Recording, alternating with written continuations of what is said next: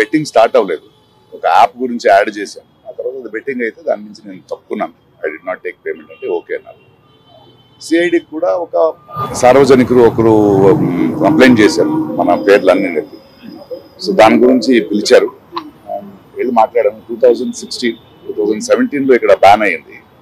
2016లో ఇంకా betting start అవ్వలేదండి. ఆ యాప్ గేమ్ అనుకుని నేను చేసామండి. ఆ తర్వాత తెలిసింది బెట్టింగ్ యాప్ ఈజ్ రాంగ్, అందువల్ల నేను కంటిన్యూ చేయలేదు. ఆ డీటెయిల్స్ ఇచ్చాను. ఆ తర్వాత ఏదైనా చేశారా, వేరే కంపెనీస్ ఏదైనా చేశారా అంటే లేదండి అని చెప్పాను. అంతే. బ్యాంక్ స్టేట్మెంట్స్ అప్పుడే ఇచ్చాము, అందులో ఏంది లేదని తెలిసింది. బట్ ఒకటి మా మాధ్యమం మూలంగా చెప్తున్నది, ఏదో అది కొందరు పెద్దవాళ్ళు చేశారు, వాళ్ళు చేశారు రూల్స్ అని కాదు. Betting app is wrong.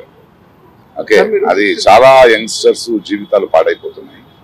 2016లో మనకు తెలియదు, అది ఇంకా యాప్ గా ఉంది, ఇంకా బెట్టింగ్ స్టార్ట్ అవ్వలేదు. బట్ ఎప్పుడైతే బెట్టింగ్ స్టార్ట్ అయ్యేది బ్యాన్ అయ్యిందో, యంగ్స్టర్స్ కి నేను ఈ మూలంగా చెప్పేది ఒకటే, అంటే నేను బెట్టింగ్ యాప్ డబ్బులు పెట్టి చేయమని నేను యాడ్ చేయలేదని చెప్పడం చాలా ఈజీ. అలా కాదు, అది తెలిసి చేసినా తెలియక చేసినా తప్పే.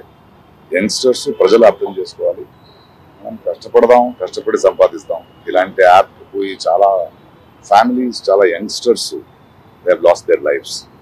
I'm sorry for that and hope మనం దీని నుంచి నేర్చుకుంటాం. Thank you.